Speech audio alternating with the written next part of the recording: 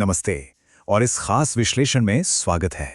आज हम भारत की दो दिग्गज आईटी कंपनियों विप्रो और टेक महिंद्रा के Q1 2026 के बहुप्रतीक्षित अर्निंग्स प्रीव्यू पर चर्चा करने वाले हैं।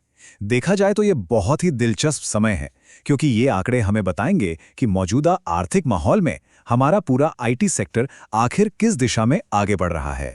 तो आज की चर्चा का जो रोड मैप है वो कुछ इस तरह रहेगा। सबसे पहले भारतीय आईटी सेक्टर की ओवरऑल मैक्रो चुनौतियों को समझेंगे।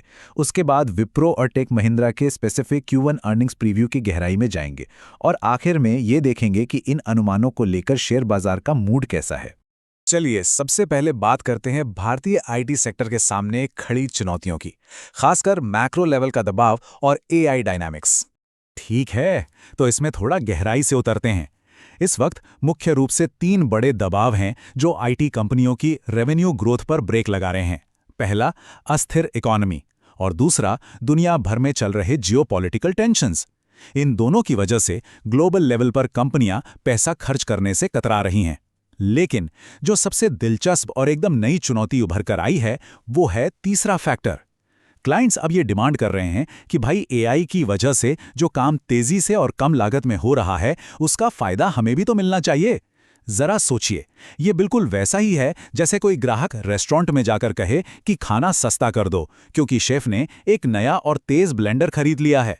ये सच में एक बिल्कुल अलग तरह का तनाव है, जहां क्लाइंट्स कम पैसे देना चाहते हैं क्योंकि उन्हें लगता है कि एआई ने आईटी सेवाओं को बहुत तेज और सस्ता बना दिया है। अब फोकस शिफ्ट करते हैं विप्रो के Q1 अर्निंग्स प्रीव्यू पर, जहां कुछ गिरावट और नरमी का अनुमान लगाया जा रहा है। खैर, अनुमान थोड़े सख्त जरूर हैं। विप्रो के आईटी सर्विस रेवेन्यू में तिमाही दर तिमाही यानी क्वार्टर ऑन क्वार्टर आधार पर 1.5% की भारी गिरावट आने की आशंका जताई जा रही है। ये साफ तौर पर दिखा रहा है कि कंपनी को इस तिमाही में कुछ गंभीर मुश्किलों का सामना करना पड़ रहा है और फिलहाल उनकी ग्रोथ की रफ्तार थमी हुई सी लग रही है। लेकिन आखिर इस 1.5% गिरावट के पीछे असल वजह क्या है? पहली वजह, जो प्रोजेक्ट्स मिले हैं उन्हें शुरू करने में यानी रैंप अप में देरी हो रही है। दूसरी, एक बहुत बड़े क्लाइंट की तरफ से उम्मीद से कम काम मिल रहा है, जिसका सीधा असर कंपनी की टॉप लाइन पर पड़ रहा है। और तीसरी बड़ी वजह, अमेरिका का BFSI सेगमेंट यानी बैंकिंग, फाइनेंशियल सर्विसेज और इंश्योरेंस वाला हिस्सा इस समय काफ़ी सुस्त चल रहा है। देखा जाए तो ये तीनों फैक्टर मिलकर विप्रो के रेवेन्यू को नीचे खींच रहे हैं। रेवेन्यू में कमी तो है ही, साथ ही विप्रो को प्रॉफिट या यूं कहें कि मार्जिन के मोर्चे पर भी दबाव झेलना पड़ रहा है।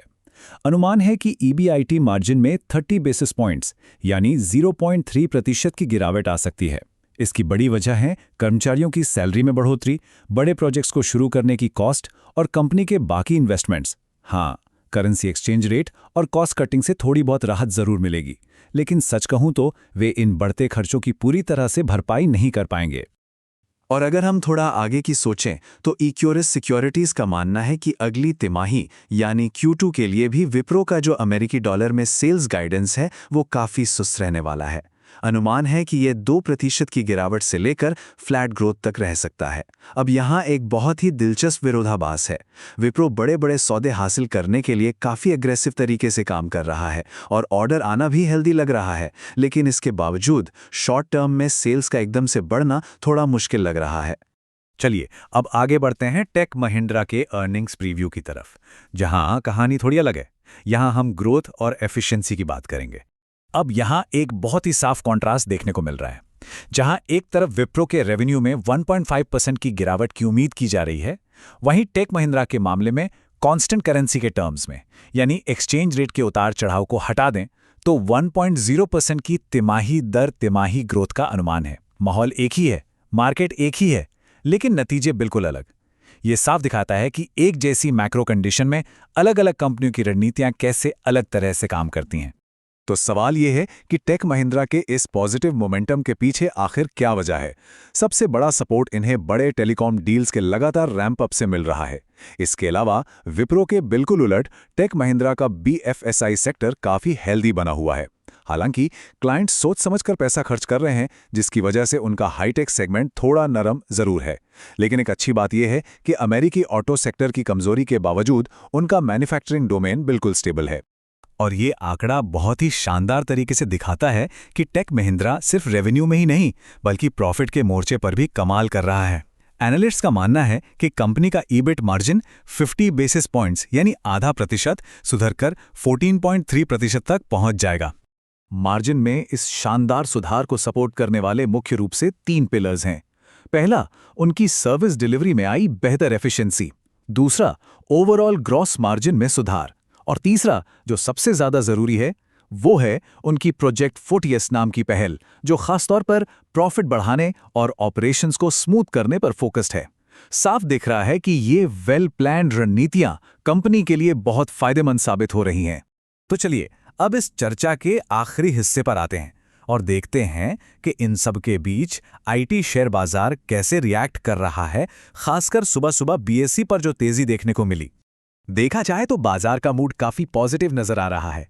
16 जुलाई 2026 की सुबह असल नतीजे आने से ठीक पहले बीएसई पर दोनों कंपनियों के शेयरों में अच्छी खासी उछाल दर्ज की गई।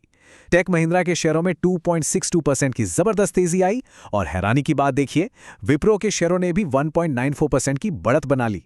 भले ही विप्रो के अनुमान थोड़े कमजोर थे, फिर भी ओवरऑल इन्वेस्टर्स में आईटी सेक्टर को लेकर एक उम्मीद और खरीदारी का उत्साह साफ झलक रहा था।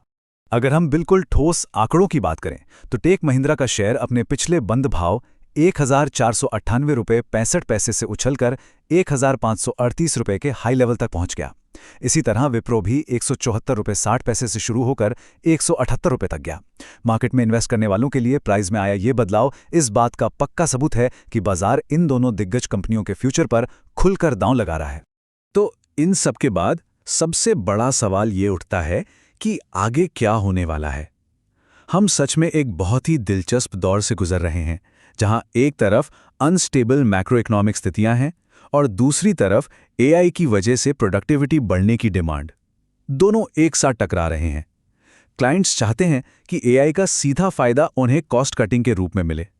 यह सोचने पर मजबूर करता है कि क्या एआई का ये नया दबाव आने वाली तिमाहियों में, खासकर Q2 में, पूरे आईटी सेक्टर के रेवेन्यू मॉडल को ही पूरी तरह बदल कर रख देगा। खैर, इसी सवाल के साथ हम आज के इस विश्लेषण को यहीं खत्म करते हैं। इस डीप डाइव का हिस्सा बनने के लिए बहुत बहुत शुक्रिया। If you like the content, please like and subscribe. Comment on Finance Seco India.